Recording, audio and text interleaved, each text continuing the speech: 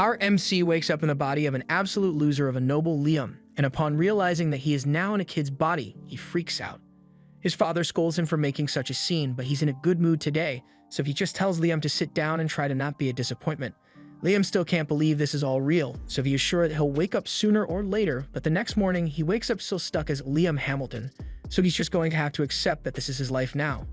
A little while later, his personal maid comes into his room to help him get dressed, so Liam asks her a few questions and finds out that he's the fifth son of Count, and that party yesterday was to celebrate the birth of his new baby sister. Later that day, Liam is having a chat with his older brother Bruno to try and piece together a bit more about his current life, and he finds out that Bruno is the fourth son of the Hamilton noble family, but they are on the verge of losing their status as an nobility. Basically, there's a rule in place to prevent noble families from becoming entitled Karens, and it states that every noble family must accomplish something great within 3 generations, otherwise they will be stripped of their status as nobility and get demoted to commoner. As it turns out, the Hamilton family is currently on its 3rd generation without any major accomplishments, which is why their father and the oldest son, Albrevet, are anxious to make some kind of contribution to society in order to maintain their status as nobility. Bruno, on the other hand, doesn't really care if he ends up becoming a commoner because he's just a chill guy who doesn't give a frick. Liam is surprised by how nonchalant Bruno is about the whole situation, but to be honest, he doesn't really care either. He literally got here yesterday, so he doesn't know what to do with his life in the first place. Just then, their lesson teacher arrives and announces that he will be beginning their magic lectures shortly, and as soon as Liam hears the word magic, he leaps out of his chair and asks if he really gets to learn how to use magic. Bruno is a bit surprised by Liam's enthusiasm, so he tells him that there are a bunch of grimoires down in the family storeroom, so he can go take a look if he wants. But Bruno warns him not to get his hopes up too high because most people don't have an aptitude for magic.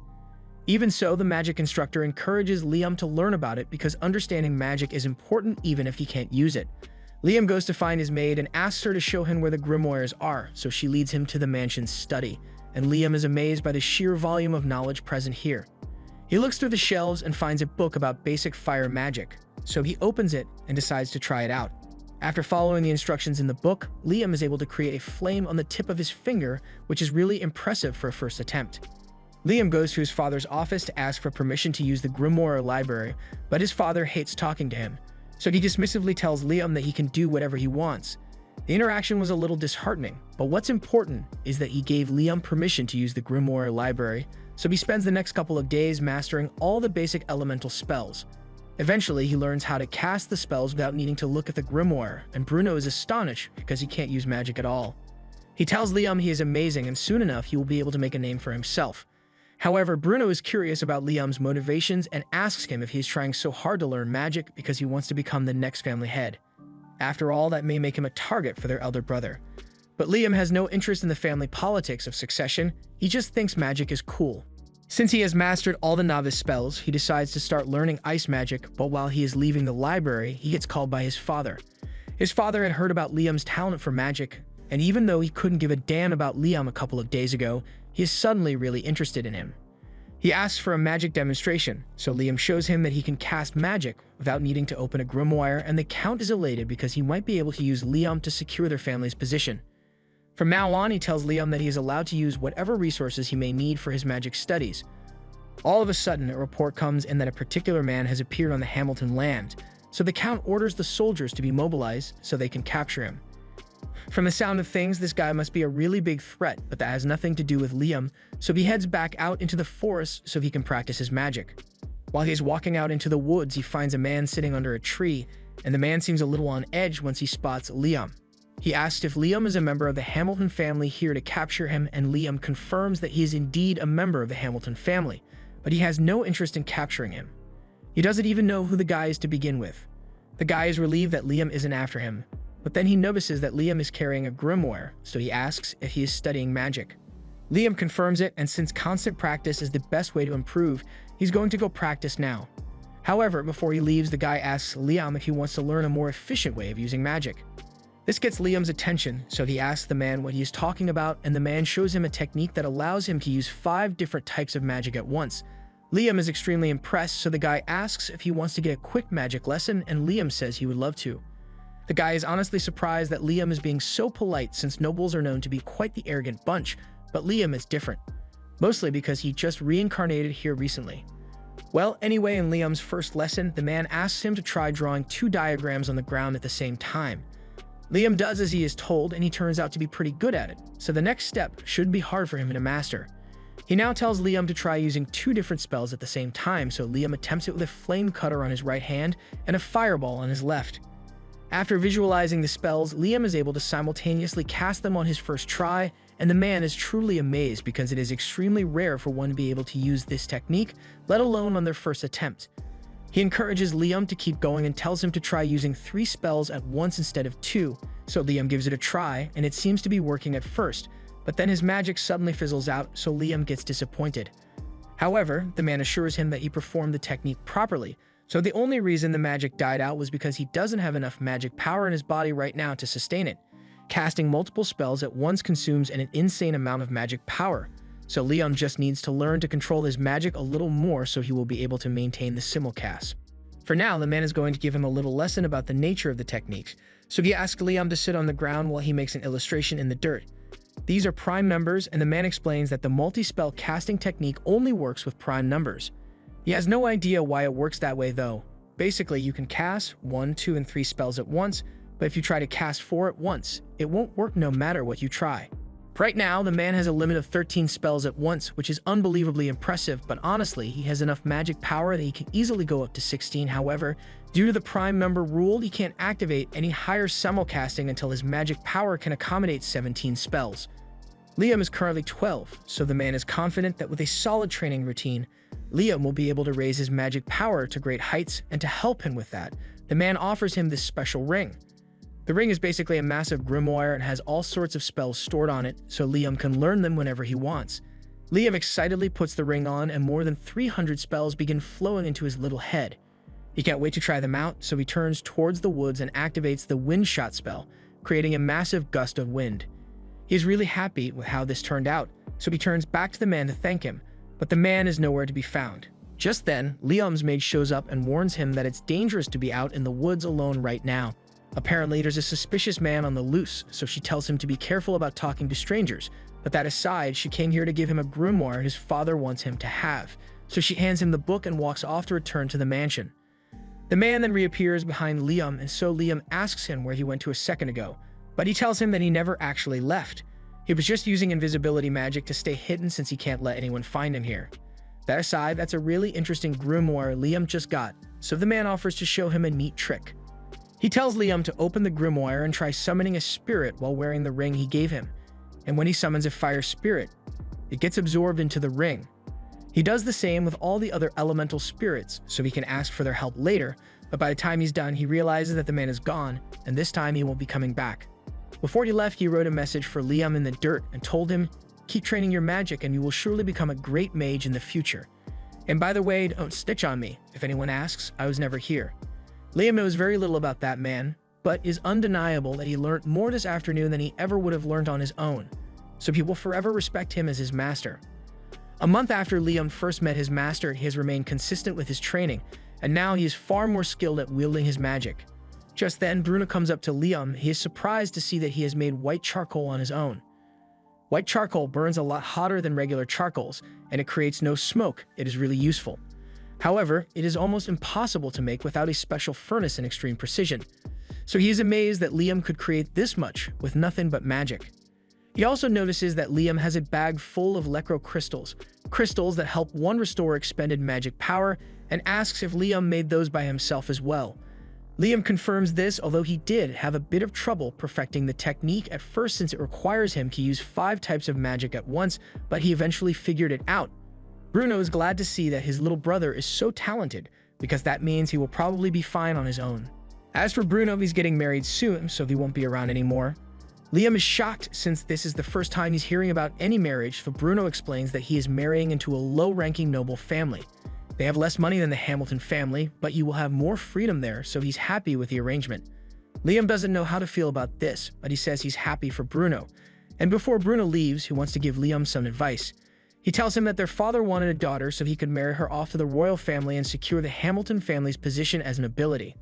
However, Liam turned out to be a boy, so he deemed Liam a failure back then and decided to try again for a daughter. However, in the meantime, he grew increasingly anxious about their family's position, so in a desperate attempt to achieve something, He sent out a force of 1,000 men out to go slay a monster that had been sealed away in the forest. However, that plan failed miserably, resulting in the loss of over 90% of the forces. Their father is still trying to gain an achievement for the Hamilton family, but personally, Bruno thinks the family is cooked, so he wants Liam to think about a way to live independently.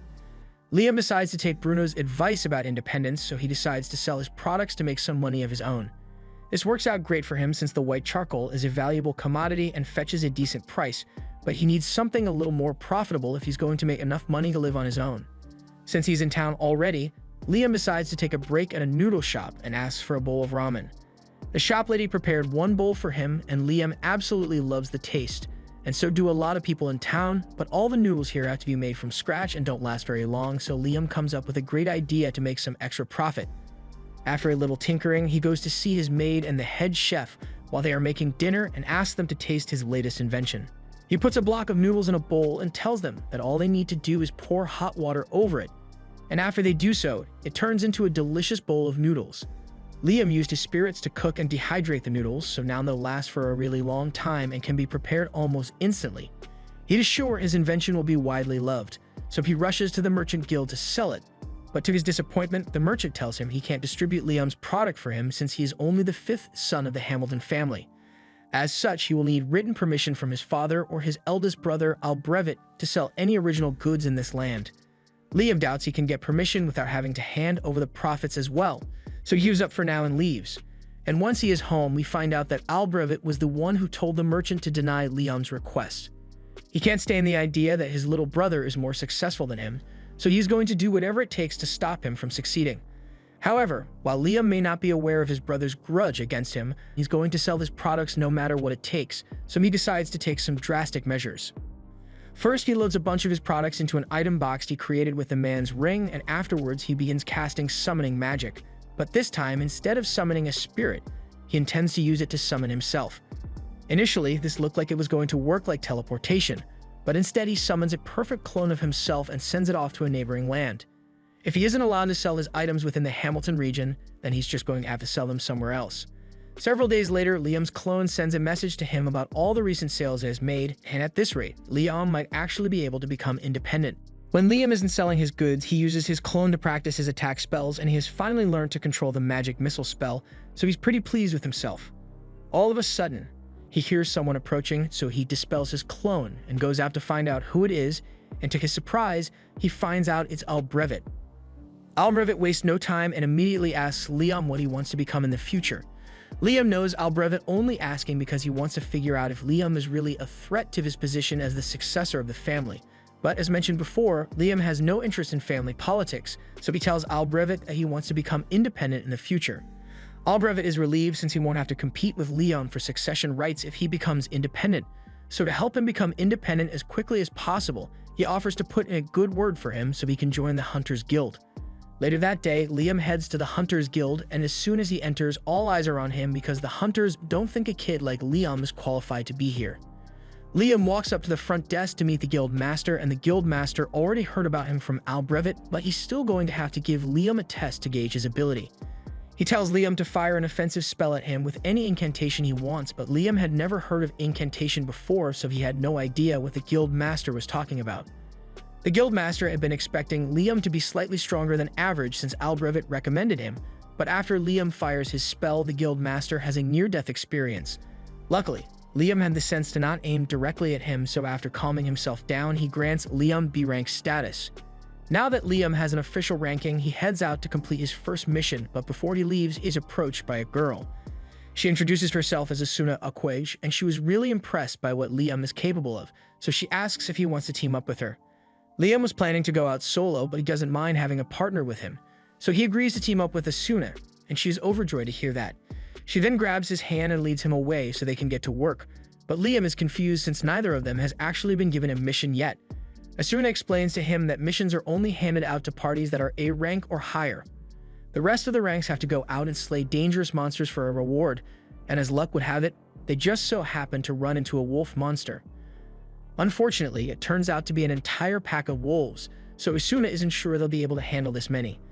Liam, on the other hand, thinks this should be an easy victory with the two of them, so he asks Asuna to finish the wolves off once he has incapacitated them.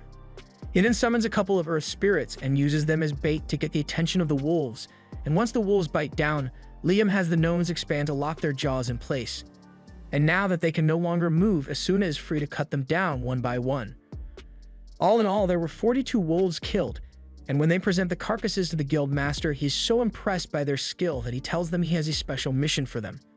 There's apparently an important person coming to this town in a few days, so he wants Liam and Asuna to take out an armored caterpillar that has been blocking the path. There'll be a disaster if an important person coming were to get hurt while visiting their town, so Liam is taking this very seriously. They find the caterpillar fairly easily, but no matter what they try, they can't seem to kill it.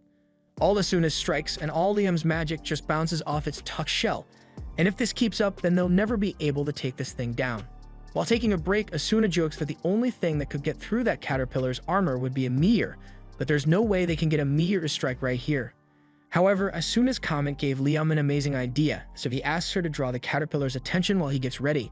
Asuna has no idea what Liam is planning to do, but she goes along with his plan and distracts the caterpillar, and once it is in position, Liam opens his item box and drops a massive boulder on the worm, killing it in one blow. The method was so effective, in fact, that they managed to kill a second caterpillar. Liam was worried there might be more caterpillars around, so he used his search spell after killing the first one, and sure enough, he found the second lurking nearby, so he killed it too. The guild master is so impressed with Asuna and Liam's performance that he offers to give them 5 times the original reward, and a couple days later, when the important person is set to arrive, Liam, Asuna, and a lot of the townspeople wait outside to see who it is. Liam's father and Albrevit are there as well to greet their guest, but for some reason, the man seems to have taken an interest in Liam. A lot of stuff happens and James ends up calling a meeting with Liam, but Liam has no idea why. The man introduces himself as James Stanley, and he wants to get straight to the point, so he asks Liam how he got Raymond's ring. He thinks Liam must have stolen it, but Liam gets up and yells that he would never do such a thing to his master. He explains the whole encounter he had with that man in the forest, and after hearing the whole story, Stanley finds it really amusing since that sounds exactly like something Raymond would do. He apologizes for accusing Liam of theft since he hadn't realized Raymond took on a student, but since he's here anyway, he wants to see how strong Raymond's student really is. He tells his assistant, Simon, to go stand over in the corner and asks Liam to fire his most powerful spell at Simon.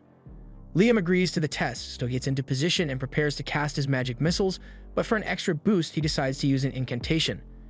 He recently learned that incantation amplifies the magic power used in casting a spell, and for the best effect, the words used in the incantation must have some significance to the caster, so Liam starts reciting the names of his favorite idols. The incantation evidently works because Liam's spell casting is boosted from the usual 7 to 11 at once, and poor Simon over here can't handle it, so the attack breaks through his shield and he gets hit. James is impressed with Liam's capacity for high-volume magic, so he offers him a reward and says he will be granted the status of a knight. Becoming a knight means Liam is now independent, so Albrevit will probably stop watching him from now on since he's no longer a threat to his succession. Anyway, James knows Raymond really well, so he knows that Raymond loves playing practical jokes and asks if anything like that has happened to him recently. And now that he mentions it, when Liam was training to master his item box, he ended up using it to drain out the lake in the forest. But when he did this, he found a letter left there by Raymond. It was addressed to Liam and said that Raymond had wanted to give Liam 100 kilograms of gold as a graduation gift, but it all sank to the bottom of the lake, so instead he decided to turn the gold into gold dust and mix it into the river. Liam thinks it was just a waste of all that gold to dump it all in that river, but from what James knows about Raymond, there's probably more to it than just a practical joke, so it might be worth looking a little deeper into it. Liam takes James' advice and decides to head back to the lake to suck up all the water again, but this time he gets the bright idea to use his item box to separate the gold dust from the water, and when he does this, it activates a hidden door. Inside, Liam finds a note from Raymond, and it says Liam can have this maximum level grimoire as his real graduation gift since he figured out the riddle. Raymond himself was never able to master it, but Liam might get some use out of it. Liam takes a look at the grimoire and finds an interesting spell called Another World in there, and after several hours of trial and error, Liam finally manages to get the spell to work. The Another World spell creates a separate dimension which Liam has full control over, so he can open a gateway anywhere, and no one can enter without his permission.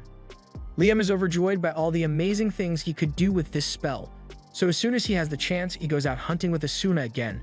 They are up against a massive frog this time, so Liam first tries using his fire spirits to attack it, but that wasn't enough to kill the frog. In retaliation, the frog begins charging up its ultimate attack, So just before they get hit, Liam pulls Asuna into his pocket dimension. Thanks to this, both of them remain safe from the frog's electrocution, and once the frog finally runs out of energy, they finish it off. A little while later, they return to the guild with the frog's magic stone, and the guild master can hardly believe that they managed to pull it off. That quest was A rank, so he at least expected them to struggle a little, but it looks like it was barely a challenge for Liam. Asuna gets upset at the guild master because he keeps referring to Liam alone even though she fought alongside him. The guild master apologizes, but since Liam kind of did everything, he forgot Asuna was even a member of the team. He can see that Asuna is upset that she's so much weaker than Liam, so he does the responsible thing and suggests that Liam make Asuna his slave.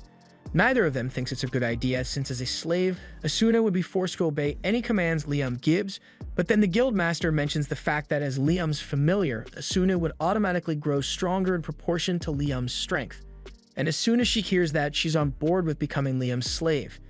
Sure, she won't be able to refuse if Liam ends up making pervy requests, but Asuna trusts that he wouldn't do that. And even if he did, she wouldn't mind. They end up creating the contract, and once it's done, Asuna immediately disappears. Everyone is shocked, but then she reappears behind Liam and explains that she just moved really fast. After the contract was established, Asuna heard a voice in her head that told her a unique skill has been acquired. Speedster. Liam thinks this is incredibly interesting, so interesting in fact that he wants to try it out again, but making familiar contracts forces obedience, so it would be hard to find someone who is willing to lose their freedom in exchange for a skill. Fortunately, Asuna knows someone who'd be perfect for it. They go to see Asuna's friend, Jody, and explain the whole situation to her. Jody's got nothing better to do right now, so she agrees to become Liam's familiar, and after the contract is formed, everyone asks her if she unlocked a unique skill as well, but rather than tell them what it is, Jody walks out of the guild and returns with 2 sandwiches. She then gives one of the sandwiches to a guy with a broken hand, and the second he eats it, his arm recovers. Jody explains that her unique skill allows her to heal people with the food she makes. Several days later, Liam is meeting with James again, and he informs Liam that Princess Scarlet is coming to visit him. Liam doesn't understand why the princess would come all the way here for someone like him, but James reminds Liam that he completed an A-rank quest and can cast up to 11 spells at once, plus he can grant people unique skills by becoming their master. The princess is particularly interested in seeing Liam demonstrate the abilities of his slaves, but Liam firmly refuses to do such a thing. James can't believe Liam truly wishes to turn down a request from the queen herself, but even though Jody and Asuna are Liam's familiars, they are still his friends, so he will not turn them into a circus act for someone's amusement. James can see that Liam isn't willing to budge on his refusal, so he tells him he can leave. And once Liam is gone, it is revealed that the maid that had been serving them during the conversation was really the princess. James apologizes to the princess for Liam's refusal, but she actually found it quite interesting that Liam is willing to go against royalty to protect his friends, but she wants to see if he will do the same when talking to her face-to-face. The next day, Liam is summoned to meet Princess Scarlet, and this time she's not in disguise, so Liam will have to be careful about how he responds to her. Liam enters her palace and kneels before her, but Scarlet wants to get down to business, so she calls for a seat to be brought for Liam and mentions that she had heard about him defeating an armored caterpillar and a giant frog. In particular, she's really impressed that he was able to kill a frog without using any high-level magic, because this is the first time anyone has managed to pull that off. However, she is even more interested in Liam's familiars, so she asks him to show her what they can do. Liam can tell that she is trying to use her authority to force him to obey, but he can't accept her request. Scarlet asks him if he really intends to refuse a direct request from a noble, but regardless of what the consequences may be, Liam remains firm on his answer and absolutely refuses to turn his friends into a circus act. He was fully prepared to face Scarlet's wrath for refusing her, but to his surprise, she bursts out in laughter. Liam is the first person she has met who stays true to their morals even in the face of higher authority, and she finds that really amusing, so she wants to reward him. She declares that from this moment on, Liam will be given the title of Baron. Liam freaks out because he doesn't think he did anything to deserve such a title, but Scarlet has taken a liking to him, and she's the princess, so she can do whatever she wants. This way, Liam's family won't lose their status as nobility, but there's something else Scarlet wants to give him. She presents Liam with a familiar contract grimoire, and Liam is way more excited about this than he was about becoming a baron. So he thanks Scarlet profusely and goes on his merry way to practice with his new grimoire. A little while later, Liam is sitting out in the forest while reading the grimoire, and he is able to use the spells inside pretty easily, but until he masters the book, his contracts won't be permanent. While he's still practicing, he notices Bruno walk up to him, and he's really surprised since Bruno got married and left home a while ago. He asks Bruno why he's here, but he doesn't have a real reason. He just wanted to come hang out with his brother, mainly so he could congratulate Liam in person for becoming a Baron, as it's a massive accomplishment. He tells Liam that he basically outranks their father now, but Liam doesn't understand what he means since their father is a count and Liam is only a Baron. Bruno explains that while Barons are lower ranked than other counts, this country separates nobles into different categories.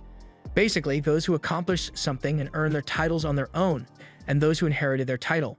So of course those who earn their titles are seen as more impressive.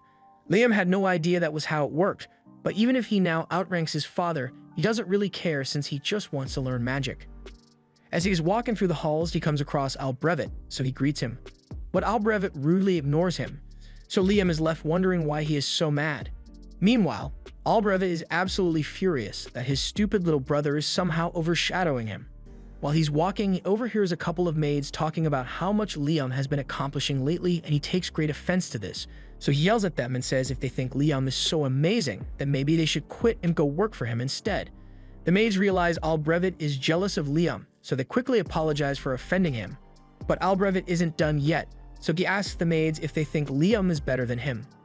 The answer is pretty clear since one of them is a magic prodigy who earned himself a title at the age of 12, while the other is an entitled brat who hasn't a single noteworthy thing in his life.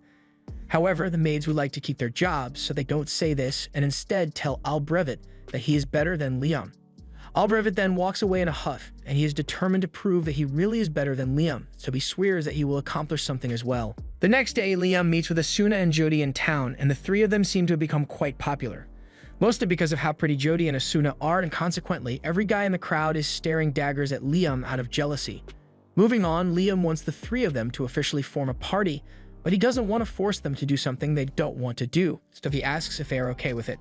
Neither Asuna nor Jody have any reason to object to Liam's idea, so they agree to form a party with him, and later that day, they all head out into the forest on a mission. Jody uses her bow and arrow to strike a wolf in the neck, and while it's weakened, Asuna runs in and finishes it off with her sword. Liam compliments Asuna because she has become a lot faster since she became his familiar. And speaking of improvements, Jody notices that she no longer has old lady vision thanks to the contract making her a kid again. Liam asks if it's always a good thing to have better vision, and as far as Jody is concerned, she would ever say no to having better eyesight, especially since she's an archer. Since that's the case, Liam raises his hand and casts an enhancement spell on Jody's eyes, allowing her to see way farther than she could before. Asuna asks Liam about what he just did, so he explains that he just used a basic enhancement spell to give Jody better vision. Asuna thinks that sounds really cool, so she asks Liam to cast an enhancement spell on her as well, but Liam doesn't think that's such a good idea. He could probably enhance Asuna's combat power, but they would be risky since there's a high chance she would break her bones under the stress of her new strength. But something like boosted vision has no real drawbacks. With her 20/20 vision, Jody can practically snipe anything that is within range of her bow, and it's all thanks to Liam, so she's really grateful. After a long day of hunting, Liam and the others return to the guild, but they are shocked to see the place in absolute chaos. They ask what happened and are told that Albrevet caused a huge mess by breaking the forest seal. Liam immediately realizes that Albrevet must have attempted to defeat the monster seal in the forest out of twisted jealousy, and Liam believes this is partially his fault, so he runs out to the forest to assess the situation. He and the others soon arrive on the scene, and it is much worse than anything they could have imagined. Dozens of soldiers are badly wounded and many more are already dead, so Liam is absolutely horrified. He then spots Albrevet lying on the ground injured and runs over to check on him, but as soon as Albrevet sees him, he gets up in a frenzy and starts yelling that he hasn't failed yet. Just then, the guildmaster takes a stick and whacks Albrevet over the head with it because the situation is already crazy enough as it is, so he doesn't need a crazy, insecure noble running around. Once Albrevet is taken away, the guildmaster approaches Liam and tells him he's glad he came. Asuna asks him about what's going on, so he explains that the dragon fiend Raiden used to be sealed inside these woods thanks to the hard work of Liam's great-grandfather, but Albrevet undid that seal in a failed attempt to kill Raiden, so it's now on the loose. They know how to reseal the beast, and the guildmaster has already gathered all the necessary people to do it, but there's something preventing them from sealing Raiden away again, and that's Raiden's children. The little Radons are actually the ones responsible for all the damage that was done here. And if this much carnage can be caused by the little ones, then imagine what the real Raiden can do. Luckily, since Raiden has been sealed away for so long, it'll take about a week for him to regain his strength and attack. So if they can manage to reseal Raiden before then, they can avert a disaster. Liam plans to help as much as possible, so he races over to Raiden's location and finds him being guarded by the 3 little Radons. The little Radons aren't that big, so Asuma decides to try her luck and runs in for an attack, but as she does so, one of the little Radons shoots a fireball at her, and although she manages to dodge it, the tree behind her gets completely vaporized. Liam then tries using his magic missiles to attack, but the Radons use their fireballs to counter, so Liam doesn't know what to do anymore. His strongest attack spell did not affect them, but he still has one more trick he could try, so he orders Asuna to take Jody and run. The Radons all charge at Liam, but before they could get to him, he opens his Anotherworld gate and lets them fall in, so they are all trapped inside now. The Guildmaster can't believe that Liam was able to defeat all 3 of the little Radons on their own, and neither can Liam since that was a really close call. Now that the little Radons can't interfere anymore, the Guildmaster calls for everyone to begin sealing Raiden away again. While that's going on, Asuna and Jody return to Liam's side and he's relieved that they are alright. They ask him about the spell he used to defeat the little Radons, so Liam explains that it's a spell that creates a separate dimension. He trapped the little Radons in there, but there's no risk of them escaping since at his current level of mastery, whenever he closes the gate, everything inside the dimension disappears.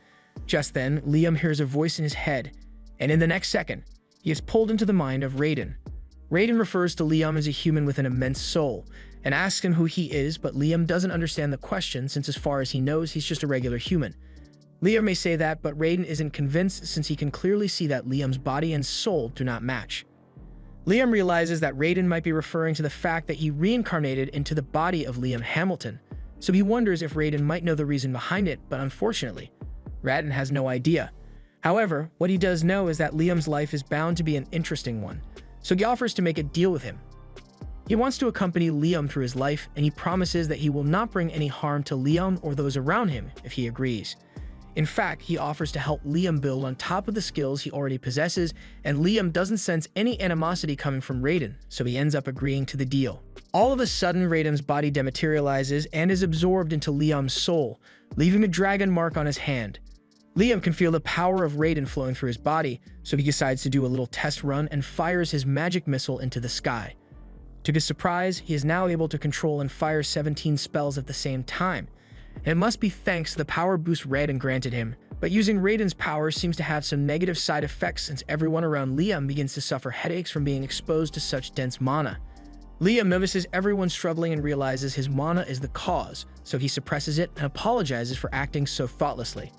As his way of showing his sincerity, he offers the Guildmaster 10 kilograms worth of gold dust and tells him to use it to pay for the treatment of those who were badly injured in this fight.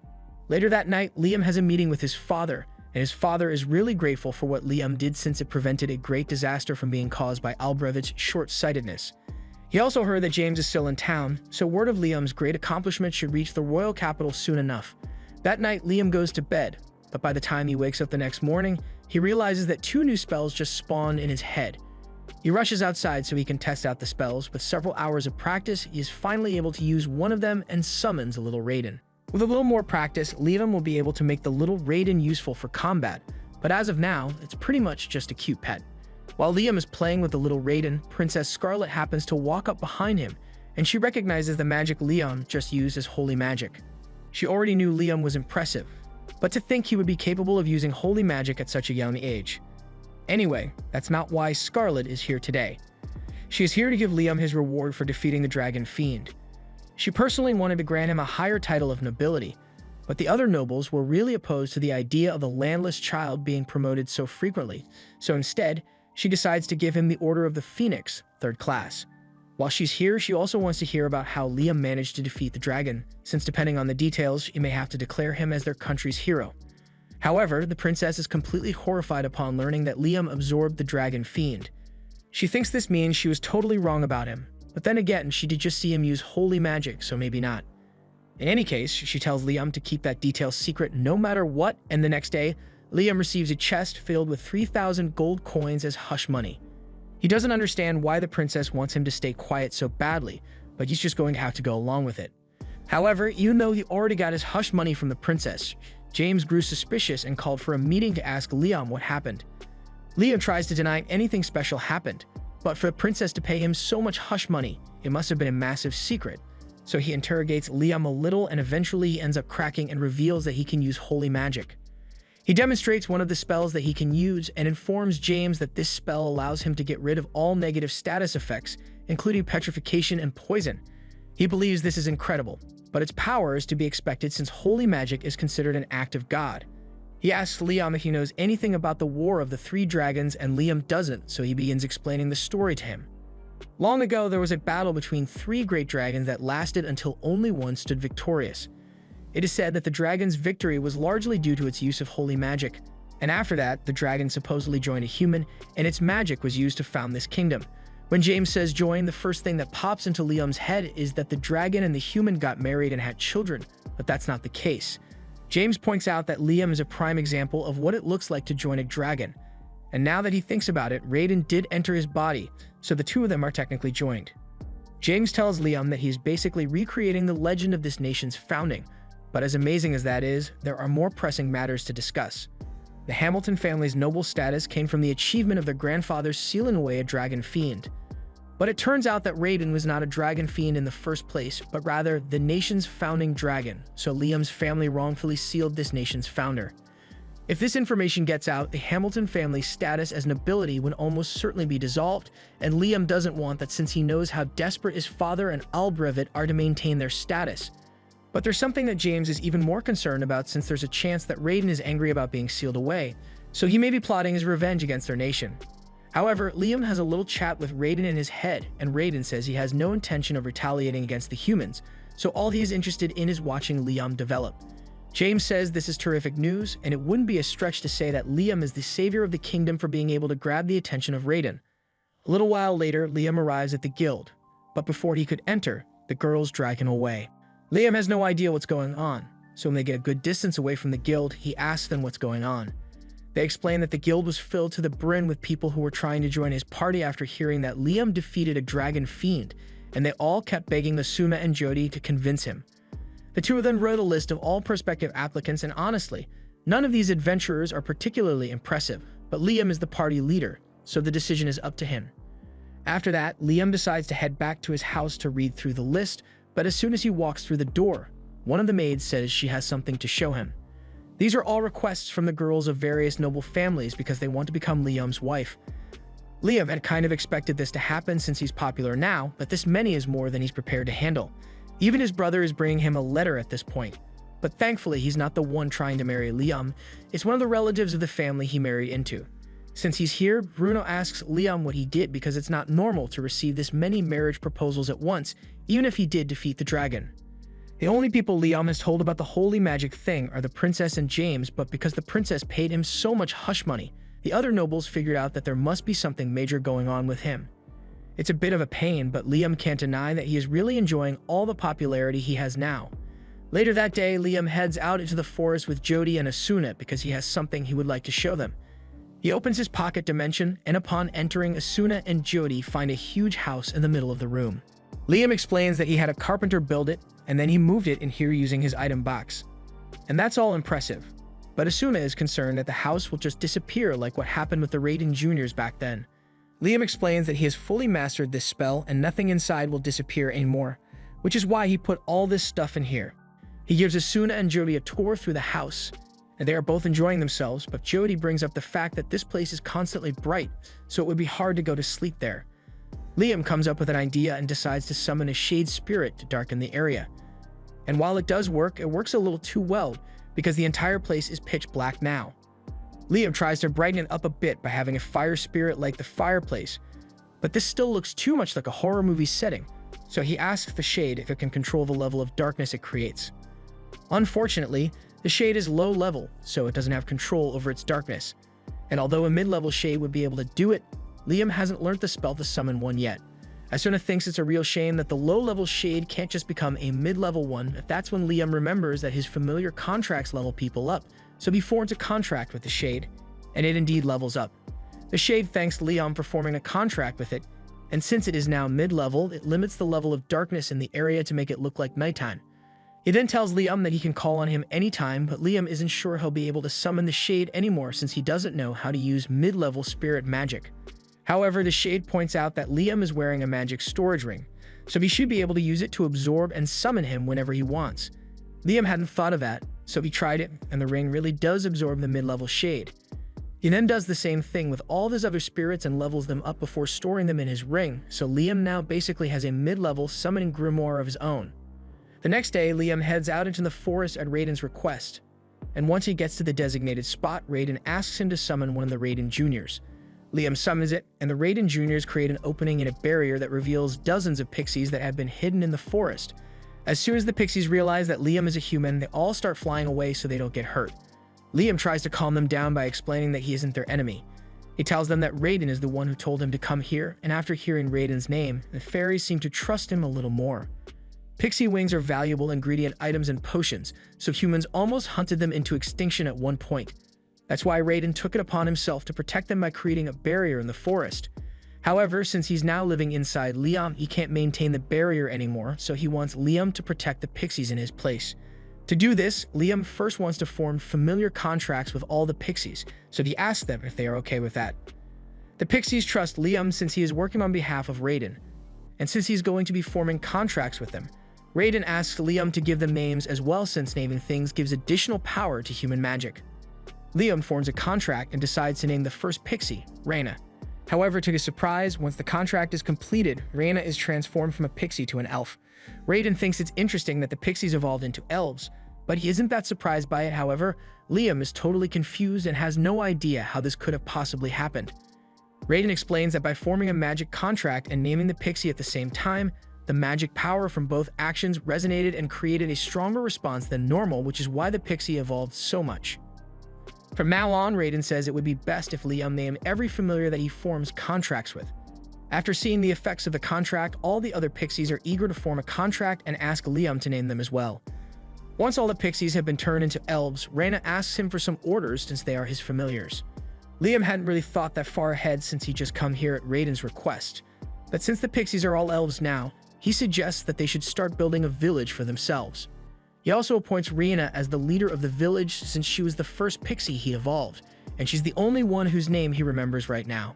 Once that has been settled, the elves get to work planning their village, and Liam is completely exhausted since he used way too much magic power when forming all those contracts. Just then, he senses a lot of magic power coming from deeper in the forest, so he goes to check it out and finds this golden fruit hanging off a tree. He can sense a lot of mana coming off it, so he asks Reina about it, and she tells him that it is a fruit that pixies make. They would collect mana floating through the air and condense it into one place, so it's basically mana honey.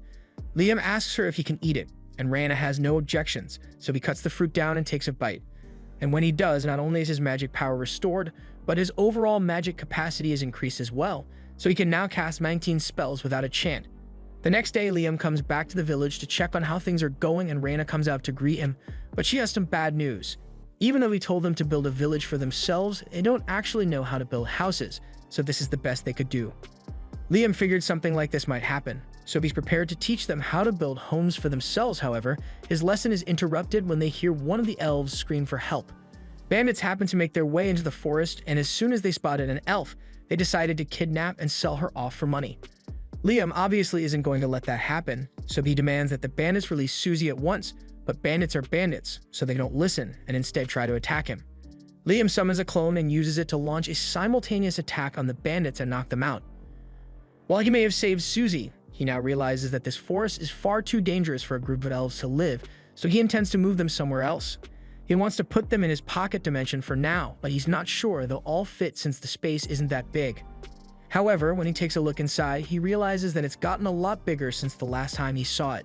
It's probably because of that pixie honey that he ate yesterday, and thus works out great for him, so he tells all the pixies to get inside so he can take them to a safe place. A little while later, Liam has returned to his land and opens his pocket dimension for the elves to come out, and they are shocked to realize that they are in an entirely different area now. Liam tells them that he brought them to his land so they won't have to worry about being attacked anymore, and while the elves are grateful, they are even more amazed that Liam was able to transport all of them here with a single spell. They all bow down to ask Liam to become their king, and if he agrees to rule them, they swear to do whatever he asks. Liam feels the need to protect them, so he agrees to become their ruler, but he asks them not to call him a king because he doesn't want to have to deal with the politics of that. Anyway, since he's their leader, he has to find land for them to live on. 4 days pass, and Liam is still trying to get a place for the elves to live, which is why he has been practicing the new magic Raiden gave him non-stop. And when he finally figures it out, he tells everyone to line up. He then proceeds to teleport them all about 100 kilometers from where they were before to a place called the Sealed Islands. Raiden is the one who sealed this land, but he has permitted them to use it as much as they like. This would have been a 4-day trip if they traveled normally, but with the teleportation magic he learned from Raiden, he can instantly travel to any location he has been to before. He tells the elves that they can live here from now on, but he's still going to need someone to build houses for them. For now, he's leaving the Raiden Jr.'s in charge of protecting the elves until he gets back, so he teleports back home. There he is visited by the princess, and she wanted to ask him if Raiden ever mentioned a place called the Promised Lands. Liam never heard of the Promised Lands, but Raiden did permit him to use a place called the Sealed Lands, so the princess asks Liam if he can take her there. Liam says he's fine with it, but in exchange, he needs something from her as well. He asks her to bring one of the court engineers because there's a project he needs to complete. However, he doesn't intend to take the actual engineer, so he makes a clone of Golek and teleports the clone, as well as the princess with him to the Sealed Lands. Upon arrival, the princess is certain that this must be the Promised Lands, so she recounts the legend that says that humanity's salvation lies in the Promised Lands, and this ring is said to be the key. The ring has been in the royal family for generations, but it begins reacting to Liam, and as he touches it, a huge chunk of the land begins to float at his command, so the princess bows down to him and asks Liam to form a nation here for the sake of humanity. Liam really doesn't want to do it, but the princess pledges her loyalty and all her resources to help make it happen, so he has no choice. Under the instructions of the Golek clone, the elves have been making steady progress on their village, and while they are doing that, Liam works on taking down all the monsters that roam this land with his magic. After he finally takes down a giant turtle, Liam notices Princess Scarlet standing behind him. Scarlet apologizes for staring, but she was just so mesmerized by her master's outstanding magic power. Liam still isn't comfortable with this whole master-servant relationship Scarlet wants, so he tells her she doesn't have to serve him after all. Her status as second princess of the kingdom far outranks Liam. However, Scarlet is doing this because she wants to. Her family has dragon blood flowing through their veins, which is why the women in her family are usually married off to build ties with other nations. That's why she would much rather serve under the dragon god, Raiden, than remain the princess of the kingdom. After seeing how devoted Scarlet really is, Raiden takes a liking to her and tells her to walk 1 kilometer to the north because there's something there that she might like. She and Liam follow Raiden's directions, and in the middle of the forest, they find the entrance to some ancient ruins. They head inside, and there they discover this metal dragon sitting in the middle of the room.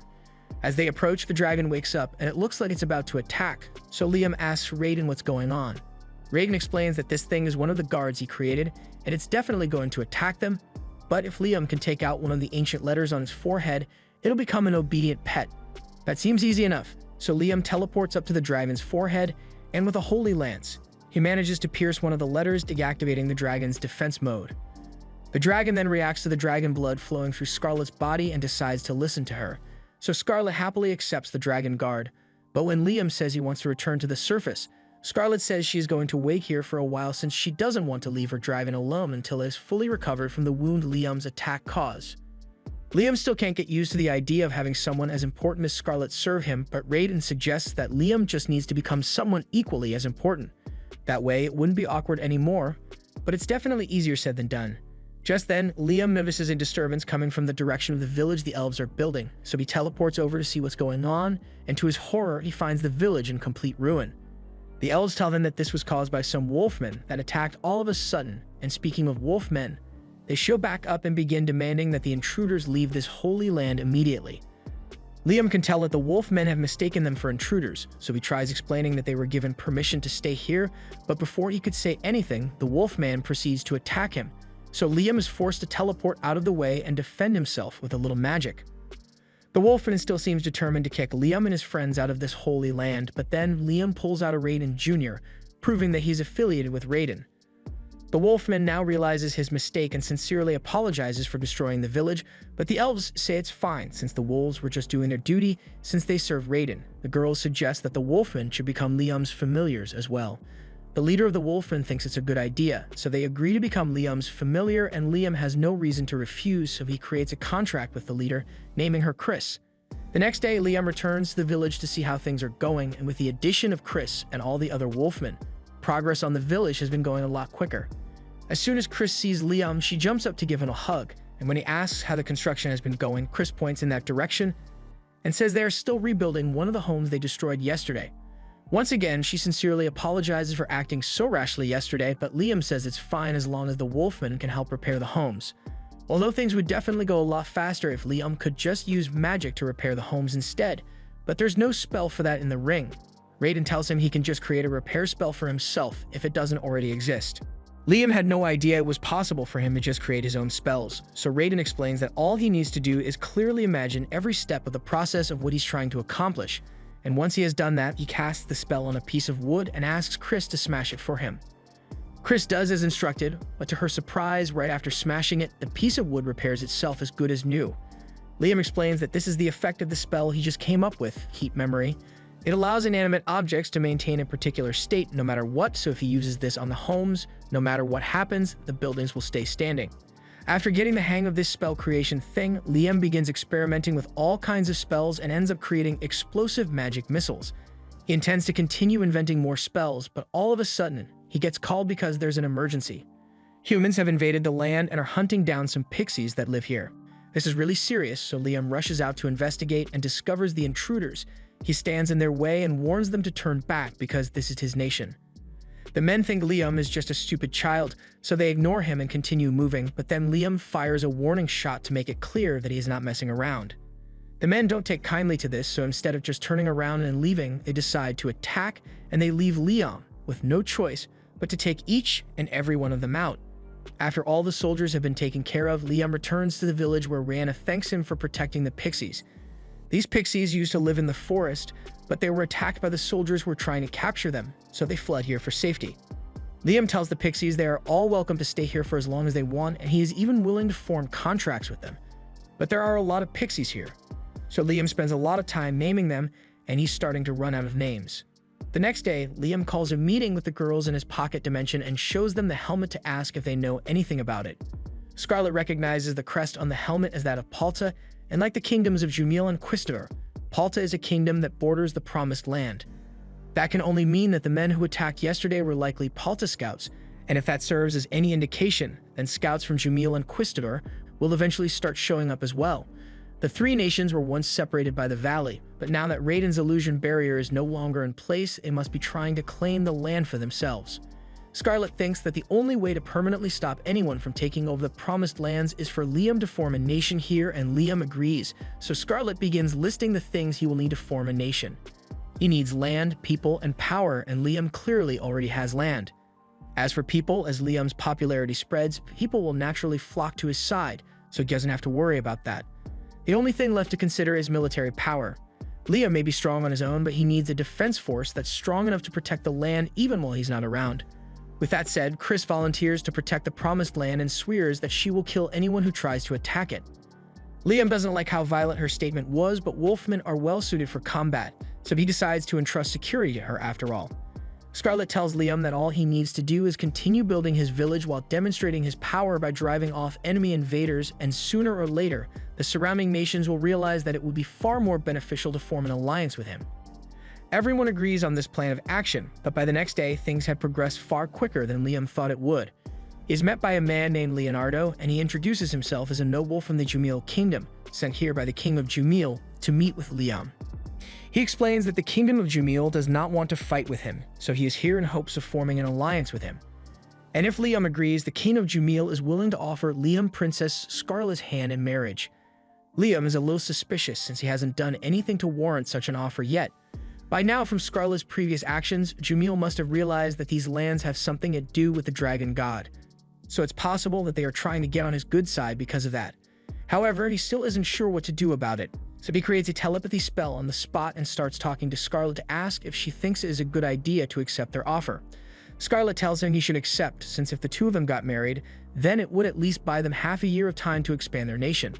Liam takes her advice and tells Leonardo that he would be honored to marry Princess Scarlet. However, he wants to postpone marriage for a year so he can fully develop his nation into something worthy of the royal family.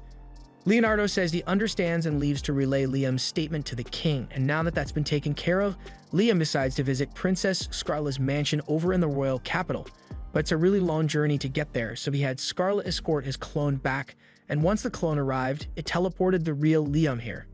Now that Liam has been to Scarlet's mansion, he can come back whenever he wants, and since this is his first time in the royal capital, he wishes he could go sightseeing. but since he is now the ruler of another nation, Liam needs to keep a low profile while he's here. Scarlet invites him inside to have some tea, but before Liam gets inside, he feels some of Raiden's energy radiating from this place, so he asks Scarlet if there's anything inside that could possibly be traced back to Raiden. As a matter of fact, there is something that fits that description, so Scarlet leads Liam to her mansion's cathedral, where a statue of Raiden has been preserved. This statue has been passed down through Scarlet's maternal family for generations, but Raiden had no idea this thing was still around since he had forgotten about it millennia ago. He tells Liam to go up to it and cast an all-clear spell, and when Liam does so, the statue begins to glow before being transferred onto Scarlet's body. Scarlet looks at herself and realizes she is now coated in strong-looking armor, and for some reason, she can feel immense power flowing through her body, so she attempts to cast one of Liam's spells and launches a holy lance. She manages to complete the spell, but it leaves her completely exhausted since she had to deplete all her mana to do it. Even so, the fact that she actually managed to cast the spell is amazing since she never could have done that before. Raiden explains that the armor Scarlet was just wearing was made to enhance the ability of those who wear it, and additionally grants them the ability to use some of Raiden's holy spells. Although Scarlet's body doesn't seem to be strong enough to handle the armor's full capabilities just yet. After all, this one is the golden armor, the strongest of all the armor sets that Raiden created. Scarlet could probably handle some of the lower-ranked armors, but they were all lost in battle, so there's no chance of getting one for Scarlet.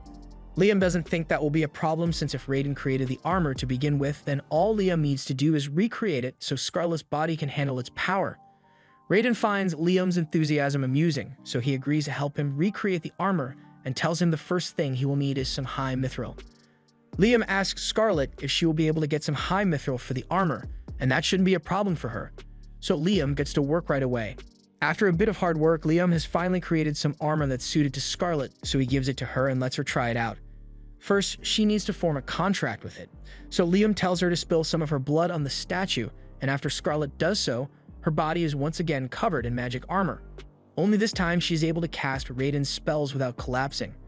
Raiden is impressed that Liam was able to replicate his armor so easily, and since they are on the topic, Raiden tells him about the most powerful set of armor he ever made, the Ruined Guardian. This is the armor set he used during the War of Gods eons ago, and he encourages Liam to try it because he thinks he could handle it.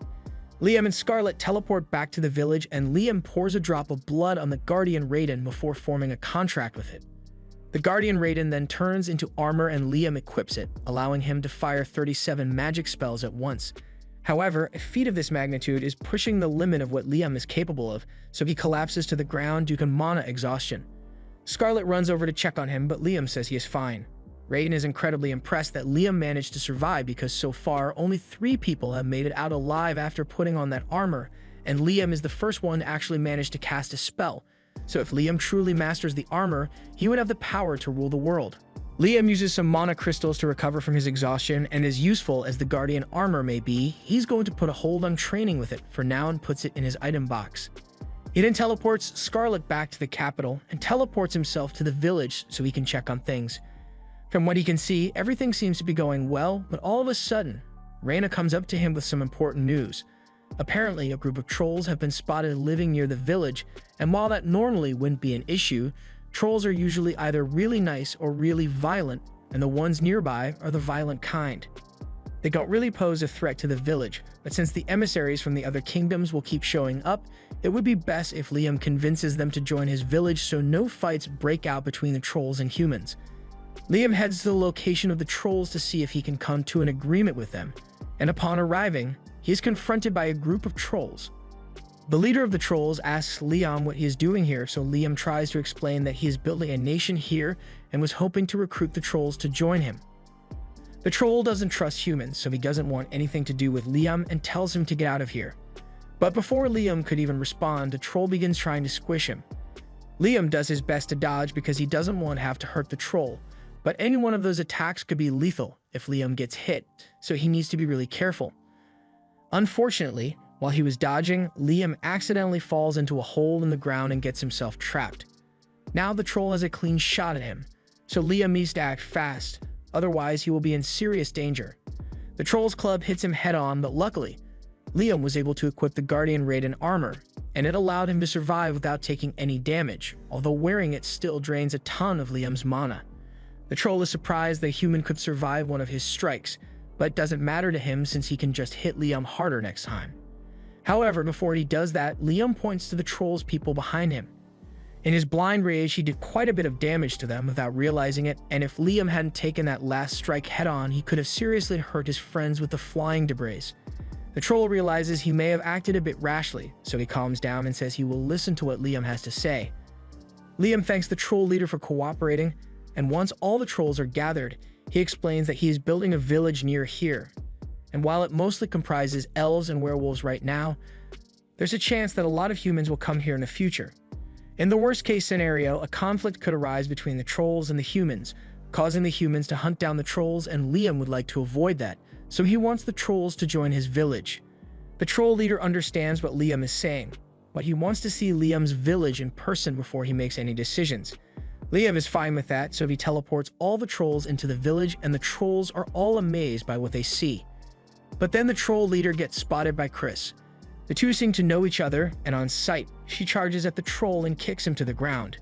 Liam is confused by what just happened and asks Chris for an explanation, so she tells him that she and the troll go way back. Long story short, Chris and the troll both find each other very annoying, so literally every time they bump into each other, they end up fighting. To date, Chris has beaten him 307 battles, and the troll has beaten her 370 times, but speaking of which, she was really disappointed with that last battle as the troll barely put up a fight at all. She asks him if he got weaker or something, but Liam reminds Chris that she evolved into a werewolf, so the troll didn't get weaker, she just got stronger. The troll gets upset since Chris is now too strong for him to fight, but Chris tells him her power boost came from forming a contract with Liam, so she suggests the troll should do the same so they can be on equal footing again.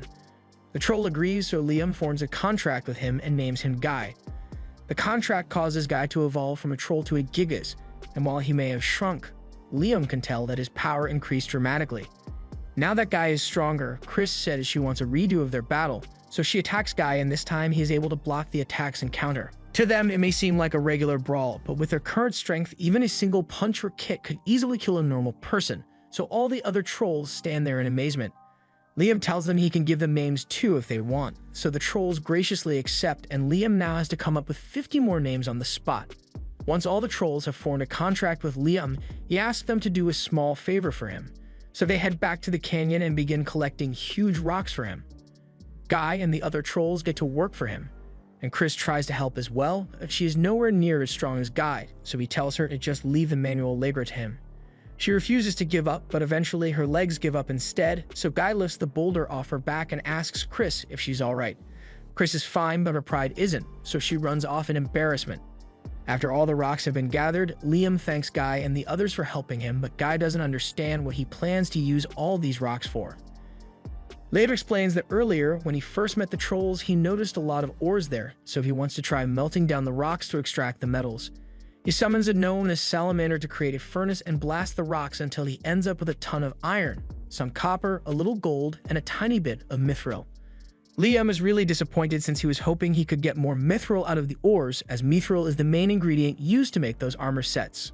Liam asks Raiden if it is really necessary to use mithril for the armor, and Raiden says mithril is vital since no other metals are strong enough to handle the stress the armor will go through. However, while Liam still doesn't have enough mithril, he does have a ton of iron, so he decides to just try his luck with the iron and see how it turns out. He melts down the iron and has his gnome make the mold for the armor so he can pour in the metal. And once that's done, he begins infusing it with Raiden's mana, while also giving it a name for good measure. He decided to name the battle armor Apollo after the sun, and after pulling out of the mold, we see that the Apollo battle armor was made in the shape of the sun. Liam figured that naming it would be more effective if the armor's form and its name matched, and it seems to have worked because the battle armor creation was successful. However, Liam runs into a separate problem that evening. Even though he successfully made battle armor out of iron, he still needs to come up with individual names for the armor sets for them to work, and he is all out of ideas for good names. After racking his brain all night, Liam was able to make 15 sets of armor, so he decided to distribute them evenly among the elves, werewolves, and trolls. Everyone gathers outside to test their new armor with mock battles, and both Guy and Chris seem to be enjoying themselves since they are stronger than ever before. Just then, a group of bandits happens to find their way into the forest, and as soon as they spot the elves, they immediately plan to kidnap and sell them all for money. However, they must be lacking a few brain cells because they think it's a good idea to threaten the elves here, even though there's a group of trolls and werewolves right next to them. The leader of the bandits declares that he will be taking the elves with him, and as long as they cooperate, he won't have to hurt them. Liam thinks he should do something, but before he can act, Rana tells him to let them handle this on their own. She then calls over one of the weakest elves, Mina, and tells her to beat up those bandits. Normally, Mina wouldn't be able to hurt a fly, but with the armor Liam gave her, she is able to instantly knock out all the bandits. Liam is amazed by how much strength the armor granted Mina, so if he can just make enough for all the elves, they'll be able to defend themselves from any future threats. But that means he's going to have to come up with even more names for the armor. While Liam is agonizing over it, the bandit leader manages to sneak up behind him, and he tries to use Liam as a hostage and demands that everyone listen to him if they don't want Liam to die. However, no one reacts because they know the bandit can't hurt Liam, and a second later, Liam hits him with a power missile straight to the chin. The rest of the bandits finally realize that they are no match for Liam after seeing their boss get uppercut into a coma, so they turn and flee the forest. That night, Liam goes into his pocket dimension because there's something he needs to do here. He summons a bunch of water spirits and tells them that he collected a lot of seawater and he would like them to separate the salt from the water so the people of the village can use it. The water spirits agree to help, so Liam begins dumping the salt water and they begin purifying it. However, one of the water spirits comes up to Liam instead because she has something to say. Liam doesn't recognize her at first, but she explains that she was the first water spirit that Liam formed a contract with, and she wants to express her gratitude because she has been able to do a lot more ever since she evolved thanks to him. She was even learning to possess physical objects now, although the spirit monarch doesn't like it when spirits interfere with the physical world too much. Liam is intrigued after hearing that there's a spirit monarch, but he is even more interested in the fact that the water spirit can possess objects. Starting from mid-level, a spirit can possess objects, and spirit-possessed equipment is known to be particularly powerful, so Liam comes up with a good idea. He asks the water spirit if she would be willing to help him out with a little experiment, and she says she is more than happy to help. First, Liam named the water spirit Zero for an additional buff, and after creating one more battle armor in the shape of a water spirit, he has Zero possess it. He successfully created possessed battle armor, so he does the same thing with the fire and earth spirits and gives all three armor sets to Reyna, Chris, and Guy. This drastically increases their power once more, and they are all eager to use their strength to serve Liam. But while Liam is only doing this to make sure he can protect his nation, he has already amassed enough military power to take over all the surrounding nations if he chooses to. And he has no plans of slowing down anytime soon because the pursuit of magic is all that matters to Liam. Now that things in Liam's kingdom are mostly settled, Liam decides to head back home for the first time in a while, and when he gets to the guild, he is met by Jody and Asuna, who are pretty upset because he disappeared on them for weeks without saying anything. Liam apologizes, but he had a lot of stuff on his plate, so he forgot to tell them about it. Asuna tells him not to worry since it isn't that big of a deal, and more importantly, she just wants him to give them their money. Liam doesn't know what they are talking about at first, so Jody reminds him that they asked him to hold on to some money for them a while back. When Princess Scarlet first paid Liam his hush money, he held a meeting with Jody and Asuna to tell them about it. He also wanted to give them their share of the money, which was this large chest full of gold coins. Asuna and Jody are hesitant to accept the hush money since they literally couldn't tell anyone about Liam's secret, even if they wanted to, since he could just order them to keep it secret. But Liam doesn't want to issue any orders, so he tells them to just take the money. Asuna and Jody eventually agree to take the money, but it won't be safe for them to have that many gold coins with them, so they ask Liam to hold onto it for them until they need it. And now, they need the money. Liam agrees to give it to them, but he's curious about what they could possibly want to spend all that money on. Neither of them say anything, but a few minutes later, they take Liam to a grimoire store and buy one for him as a gift. Liam takes a look at the grimoire, and after realizing that he has never encountered this spell before, he thanks Asuna and Jody for being so thoughtful. Afterwards, the three head back to the guild to catch up, and they find out that Liam has been building a nation recently. That explains why he was gone for so long, but now Liam asks them what they want to do. They have the choice to either join Liam's nation or they could stay in town and keep hunting, but it's not a difficult decision for them to make because they want to go wherever Liam goes. Liam is glad to hear that, but they can't head back to his nation yet because he still wants to try out that grimoire they gave him so he can master it. He uses the grimoire to cast the spell for the dust box and to fast track his mastery, He casts it over and over in rapid succession until he can do it perfectly with zero delay. Jody and Asuna are surprised that he could master the spell so easily, but that aside, they don't actually know what the spell does. Liam explains that the spell is called Dust Box, and it is pretty similar to an item box since you can put stuff in it, but there's one key difference. Liam takes a piece of fish and places it in the dust box for a minute, and after pulling it back out, the fish is completely rotten.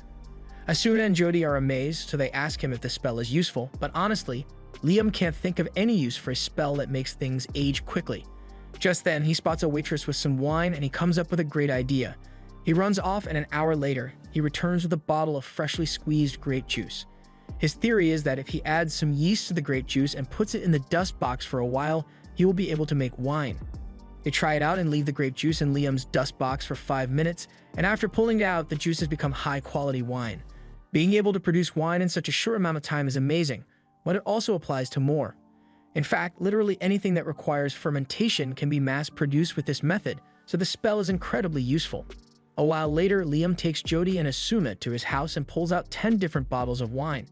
He put 10 bottles of grape juice in the dust box 1 hour apart, so the bottle labeled 10 was in there for 10 hours, the bottle labeled 9 was in there for 9 hours, and so on. He wants Jody to help him taste test the wine, and she's happy to help, so she grabs wine number 1 and takes a sip, then number 2 and number 3 and 4 all the way to 10. Liam was a bit of an alcoholic in his previous life, so he's honestly pretty jealous that Jody gets to enjoy the wine instead of him. Once she's done tasting all the wine, Jody exclaims that the 1 hour bottle tastes like 1-year-old wine, and the 10-hour bottle tastes like 10-year-old wine. This means that 1 hour in the dust box is equivalent to 1 year of fermentation, and now that Liam knows that he can streamline his production process. Asuna is jealous that Jody is the only one who gets to taste the wine, but Jody is technically 40, while Liam and Asuna are still too young. Now that Liam is done with his experiment, he takes Jody and Asuna to his nation and introduces them to everyone. Everyone immediately accepts them, and to celebrate their new arrivals, the villagers hold a feast in Asuna and Jody's honor. All the different species prepare their favorite dishes for the feast, so Chris prepares a plate of grilled lamb, Guy prepares some roast beef, and Raina prepares some mushroom soup. Asuna can hardly contain herself anymore, so she digs in and starts eating as much food as she can, and soon enough everyone else does the same. The next morning, Liam takes everyone out into the nearby forest to pick fruit so he can make different kinds of liquor. They find a bunch of star fruit in the trees, so Guy and Chris begin competing with each other to see who can harvest the most fruit, but Raina yells at the two of them to stop because if they pick all the fruit now, then next year's harvest won't grow. Just then, Liam hears a scream coming from the other side of the forest, so he runs over to investigate, and to his shock, he sees a man biting one of the trolls. He uses his power missiles to blast the man off the troll, but before he could interrogate him, the man runs off into the woods. Guy goes to check on the troll who got bitten, but for some reason, Goem is acting really strange. He became erratic and suddenly tried to bite Guy's face off, so Guy was forced to restrain him. Guy has no idea what could be wrong with Goem, but Liam thinks it might be some kind of status effects, and if that's really the case, then his all-clear spell should fix the problem.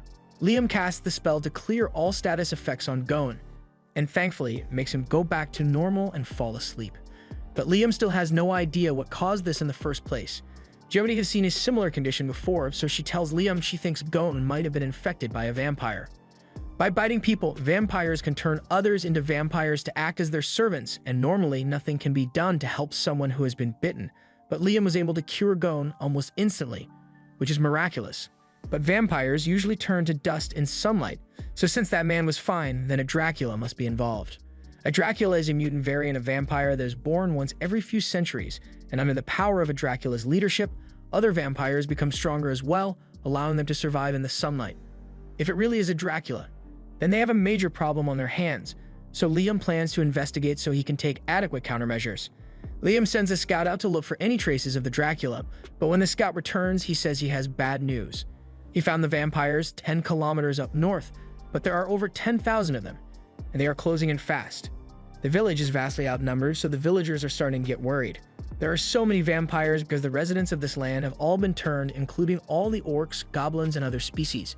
The fact that all the vampires are able to move around during the day means that there must be a particularly powerful Dracula behind this. Vampires are normally pretty chill and live quietly, but under the control of this Dracula, they have become violent and destructive, so Guy says they need to stop them before they do any more damage. However, Jody and Asuna think it is too risky to face the vampires head-on. It is true that they are all really powerful, but if any one of them gets bitten even once, they will be infected and join the vampire army. Liam agrees, but he still wants to do what he can to stop the vampires, so he tells everyone to evacuate all the nearby villages so they won't get overrun by the vampire horde. Unfortunately, none of the surrounding villages took their warning seriously because vampires usually aren't much of a threat. Then, a little while later, the vampires attacked an orc village, and even though the orcs put up a good fight, they were quickly overwhelmed, so all the orcs are now vampires as well. And one more thing. While the scout was watching all this unfold, a vampire appeared that was different from the rest of them. All the other vampires kneeled before it, and then it did something to resurrect all the vampires that had died during the battle with the orcs.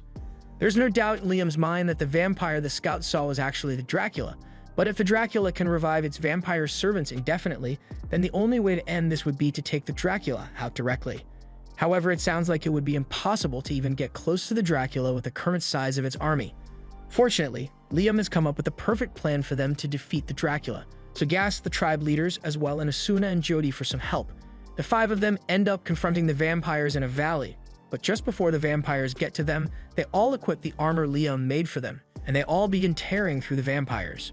Vampire bodies begin piling up left and right, and once the group has done a significant amount of damage, Guy says they should retreat since this is more than enough to draw out the attention of Dracula. Sure enough, Dracula soon appears before them, but just as he is about to revive his fallen vampires, Liam swoops in and teleports him away. Dracula is both confused and impressed that Liam was able to move him against his will, so he asks Liam what he did. Liam explains that he teleported them 100 kilometers away, so Dracula won't be able to interact with any of his kin anymore. Liam is sure this whole mess will be solved once he defeats Dracula, but before their fight begins, he asks Dracula if he would be willing to stop turning people into vampires so everyone can coexist in peace. Dracula refuses Liam's peaceful resolution because there's no way he is going to stop until he has converted all the inferior species into his servants.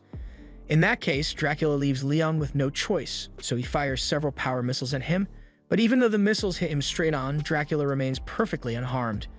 He then disintegrates himself and appears behind Liam, but Liam manages to teleport away before Dracula could hit him. Liam then tries to hit Dracula with several holy lances, but despite being pierced several times, Dracula once again simply disintegrates and reforms himself like new. He then baits Liam into teleporting away and grabs him, but before Dracula could sink his teeth into Liam's neck, Liam swaps places with a clone and dispels it to avoid getting bitten. That was a really close call just now, so Liam is considering using his Guardian Raiden armor since it would give him a huge boost in power, but it would also drain all his mana, so it is too risky to use until he is sure he can defeat Dracula. He keeps trying to hit Dracula with all kinds of spells, but nothing seems to work, and Dracula tells Liam that all his resistance is pointless because no matter what he does, he won't be able to harm him. Dracula is immortal, meaning he exists outside the laws of this world, so he can't die.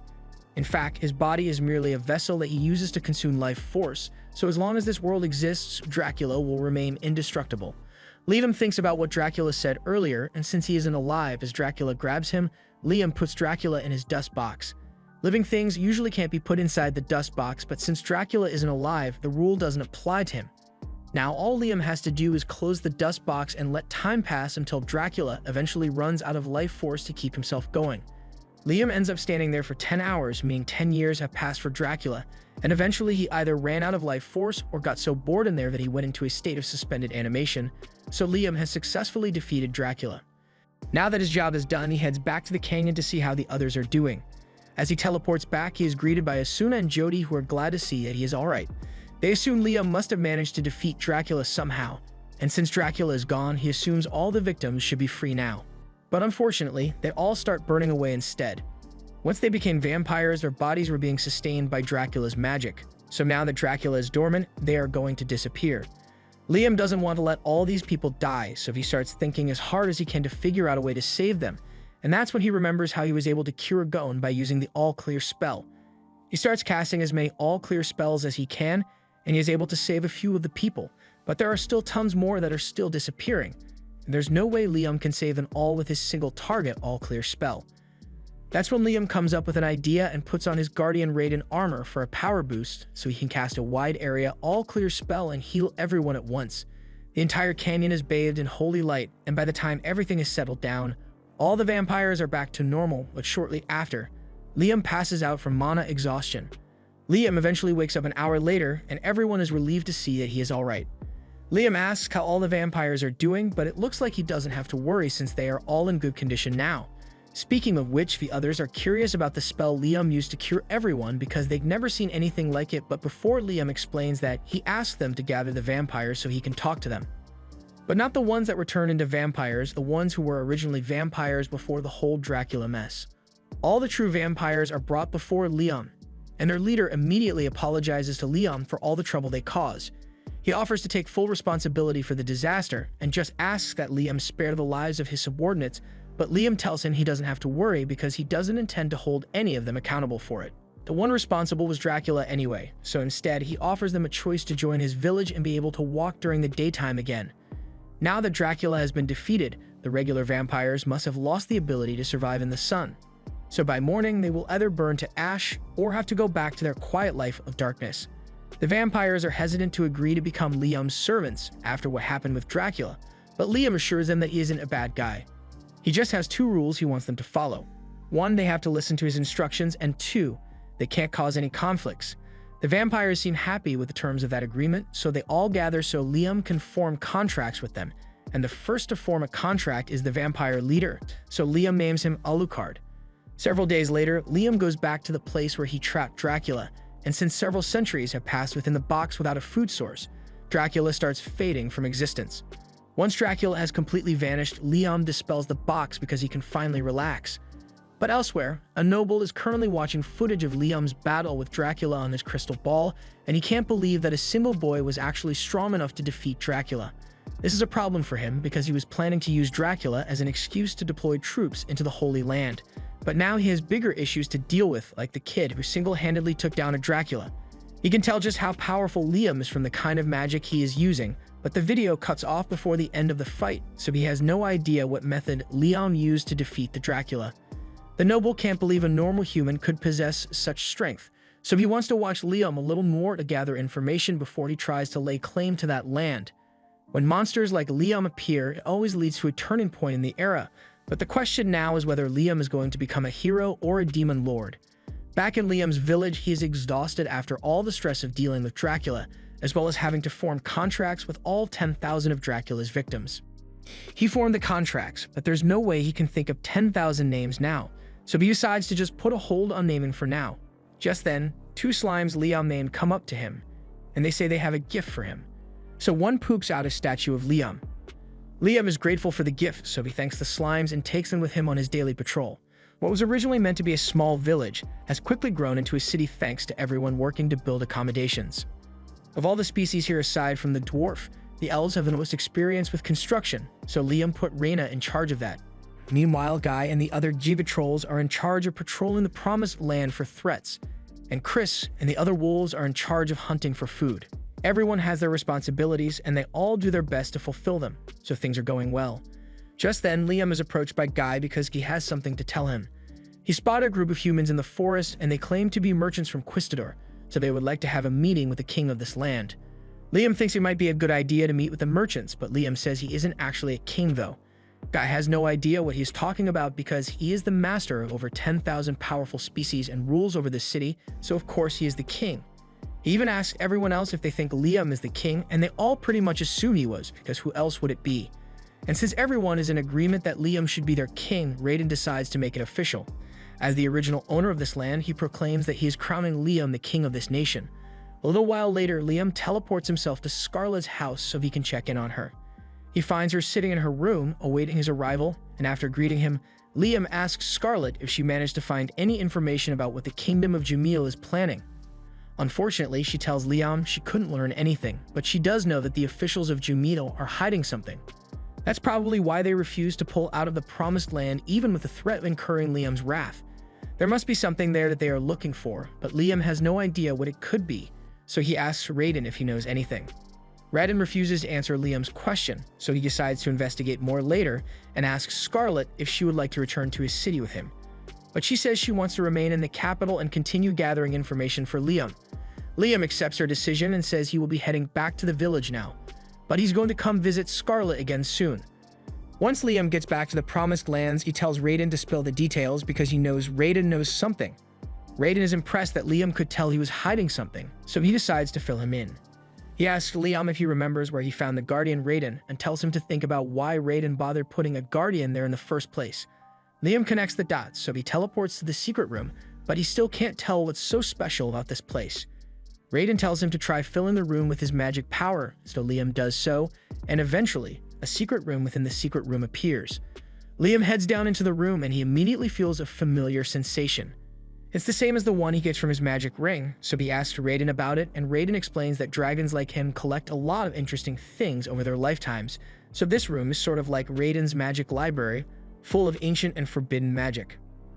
Raiden had Liam's interest as soon as he mentioned ancient magic, so Liam asks him how it works. Raiden tells him the room itself contains magic, and depending on Liam's magic power, more and more spells will become available to him. He encourages Liam to try learning one ancient spell, so Liam begins absorbing the knowledge from the wall, but when he tries to activate the spell, several bubbles suddenly appear in front of him. Raiden tells him that this is somewhat of a defense mechanism for the secret room, so until Liam manages to beat the puzzle, these bubbles will keep appearing each time he tries to cast his spell. The only way to complete the test is to continuously pop the bubbles until a limit is reached, so he encourages Liam to try his best, even if it takes weeks of bubble popping. However, Liam has a quicker method in mind.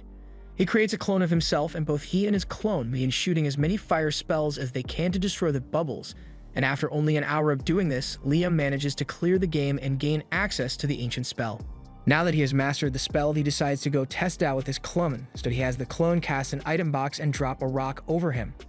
However, before the rock could hit Liam, he uses the ancient spell he just learned to cast an Absolute Force Shield, and as the rock collides with the shield, they both crumble. The Absolute Force Shield is a spell that can completely block all damage from a single physical attack. It is an amazing spell, but it has its limitations because it can't block any magical attacks at all. And if two physical attacks are fired at once, the shield can't block the second attack. But even if the Absolute Shield only blocks one attack, Liam can just cast it multiple times at once, making him practically invincible against physical attacks. There's also a spell called Absolute Magic Shield, but it's on the second floor of Raiden's den. So Liam is going to have to work hard to raise his magic power and break the second seal. Liam thinks about it for a second, and since he already knows how to use Absolute Force Shield, he is pretty sure he can just make the Absolute Magic Shield himself without having to use Raiden's library. He begins casting the Absolute Force Shield, but this time he makes the target for damage negation magic. He then proceeds to test the magic in his imagination until he managed to perfectly recreate the Absolute Magic Shield. Raiden is so stunned that he doesn't know what to say because Liam somehow managed to create ancient magic on his own after using it for 2 minutes. In the centuries since Raiden made his library, no one has ever managed to break the first seal to access it, but not only has Liam done that, but he also made ancient magic with nothing but intuition. Liam then goes on to test the new magic shield with his clone, so he has his clone shoot several power missiles at him, all of which he then proceeds to block with his magic shield. It seems to work perfectly since Liam suffered no damage, so he is satisfied with his outcome. Now, there's just one thing left to do, so Liam heads into his pocket dimension and uses his Shade Spirit to make it pitch black. Raiden is confused and asks him what he is doing, so Liam explains that he wants to get used to sensing the presence of magic. This way, Liam will always know whether an attack is going to be physical or magical, meaning he can always have the right shield prepared. Raiden asks him why he is bothering with this, since he could technically just cast both Force Shield and Magic Shield at the same time, but that would be inefficient, and he loves magic too much to settle for a mediocre solution. Liam's city has grown rather large now, and one day, while walking through it, Asuna comes running up to him because there's a matter that needs his attention. She tells him to head to meeting point number 17, so Liam teleports there and finds Guy and the other trolls standing next to a line of human soldiers. Liam asks what's going on here, so Guy explains that these fine gentlemen are here from the Principality of Palta, and they wish to have an audience with Liam. Liam agrees to meet with them, so he asks who's in charge of the group, and a man named X-Blast steps up. He tells Liam that he is here on behalf of the King of Palta, and to put it simply, his goal is to have Liam marry Princess Flora.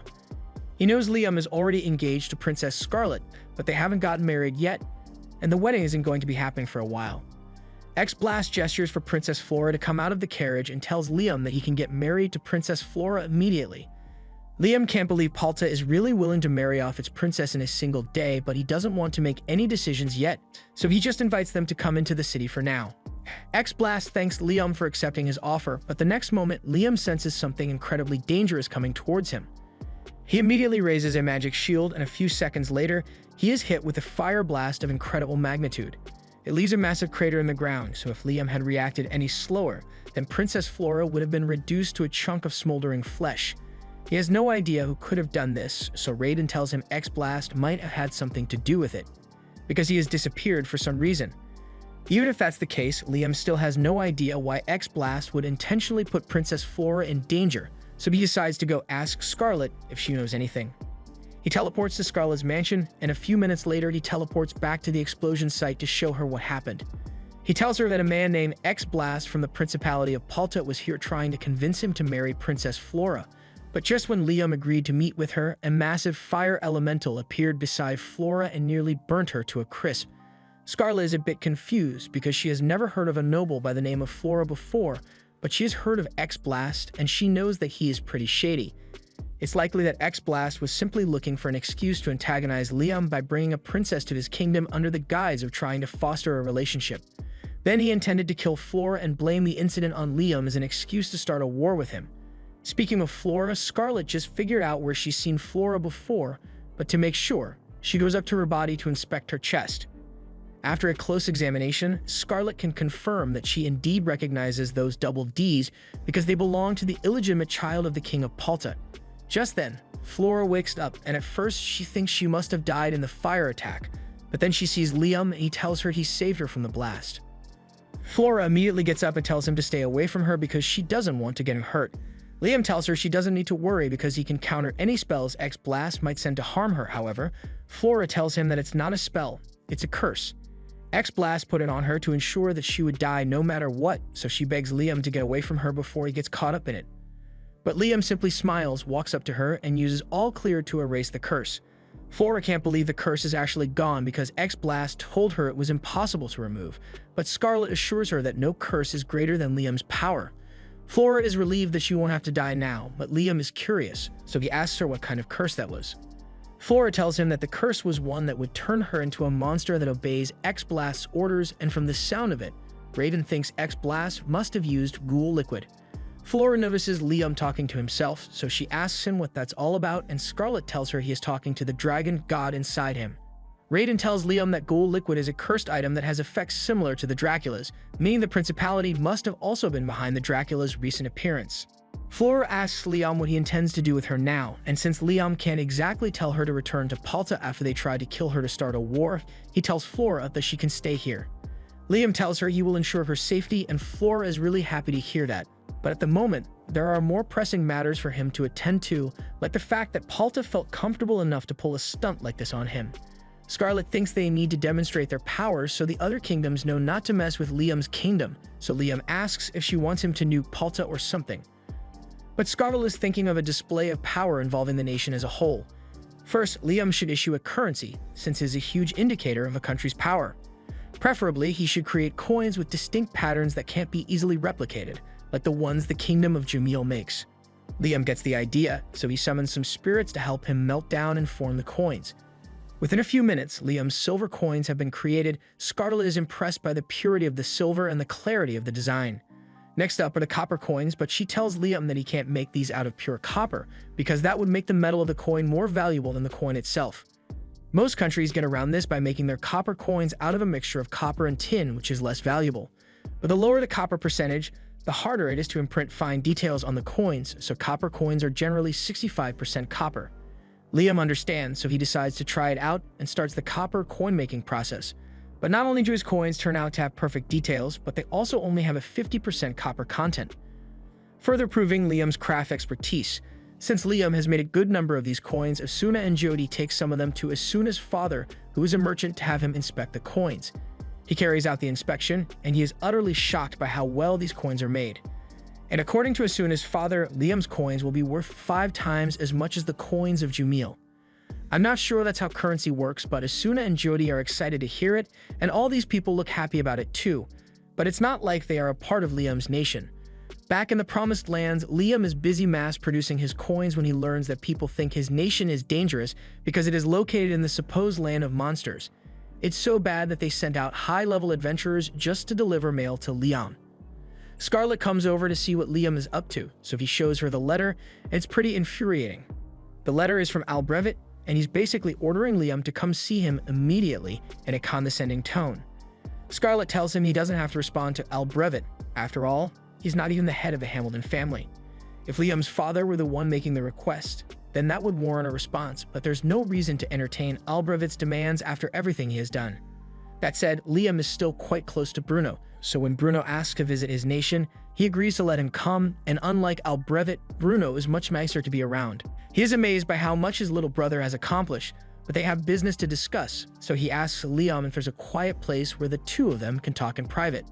Once they get seated, Bruno goes straight to the point and asks Liam to allow him to conduct trade within the kingdom. He promises to obey all the laws and pay taxes according to this nation's rules, but Liam is having a hard time processing all this, so he asks Bruno to explain everything from the start.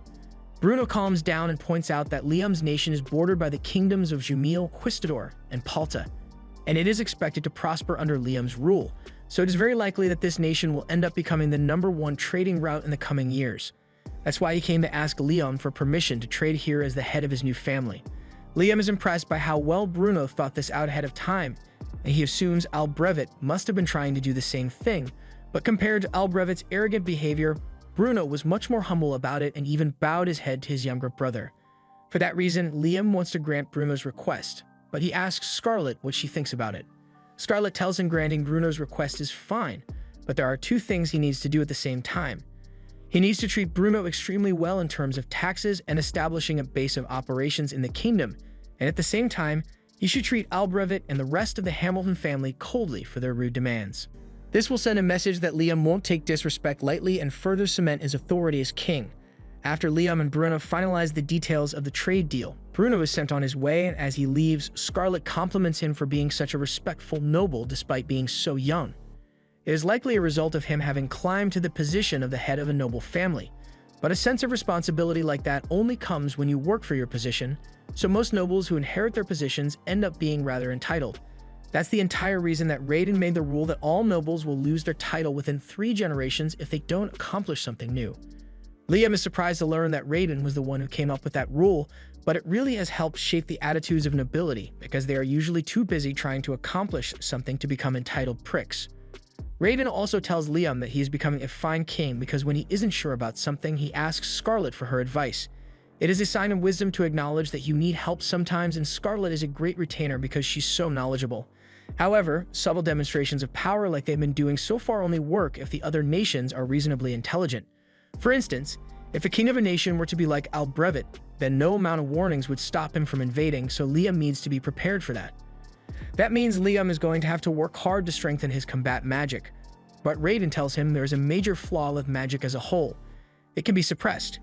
To make up for that flaw, Liam needs to be able to strengthen himself with his own magic power, and for once, Raiden decides to demonstrate in person, so he comes out of Liam's body. And it turns out that Raiden is actually a girl, because why not? Liam is just as surprised to find out that Raiden is a girl, but that's not what's important right now. Raiden then proceeds to demonstrate the technique she told Liam about earlier. By circulating magic through the body without casting a spell, one can greatly increase their physical strength. Liam tries it out as well, and he is able to do it on his first try, leaping high into the air, but he quickly runs out of energy and falls back to the ground. Liam is disappointed that he couldn't do the same thing Raiden did, but Raiden is honestly surprised he managed to use the technique at all. It's almost infuriating how quickly Liam learns things because it doesn't give Raiden a chance to actually teach him anything. Anyway, since he already knows how to use the technique, she explains to him that he needs to learn how to limit the output of his magic power, otherwise he will end up running out too quickly. She shows him a few training exercises, and eventually, Liam is able to limit the output of his magic to 10 and 20%, but he still needs to learn how to control the output in individual limbs, so it's going to require a lot more work on his part, and he's really excited about it. Raiden is surprised that Liam is so enthusiastic since she was sure he would find physical training boring, but Liam tells her that learning to limit his magic output will help with his spell casting too, because it allows him to cast way more than he usually can. There's a possibility that Liam might one day face someone who can use absolute magic shield, so he needs to improve on his multicast ability. There's also the chance that someone can reflect his magic back at him, so he needs to get good at firing in between spells. Raiden is impressed that Liam had thought that far ahead, but also upset again because she was going to teach him about that later. This was the end of episode 9. Subscribe to not miss the next part.